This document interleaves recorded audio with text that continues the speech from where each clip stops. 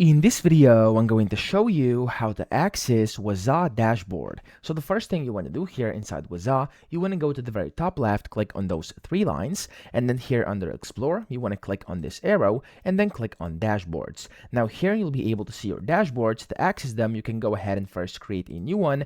I'm just going to click Create New, and then create a new one over here, and I'm just going to put in a goal right now so I can show you how to access them. I'm going to put some random data. I have a separate tutorial in case you want to know how to actually create a dashboard. You can find it on my channel. It's called How to Create a Dashboard. But to access it, I'm just going to save this, and then I'm going to name it Test, and I'm gonna of course add the dashboard after saving. Click and save and return here, and there we go. As you can see, this has now been saved, and I can now access this dashboard over here. Whenever you click on save, that's pretty much what you have to do. So you can click on save up here again, and then you'll be able to save the dashboard. I'm just gonna name it dashboard 1 here, and I'm going to basically store time with it too. You can add a description if you wanna, and click on save, and then your dashboard is gonna get saved. And whenever I go out of here, for example, let's say close this down, I can go back inside Explore, Dashboards, and there we go. As you can see, I've successfully accessed my dashboard. I can even go to dashboards up here, and my dashboard is gonna be on the list. I can click on it and I can access it. I can now edit it, create new things, visualization, stuff like that.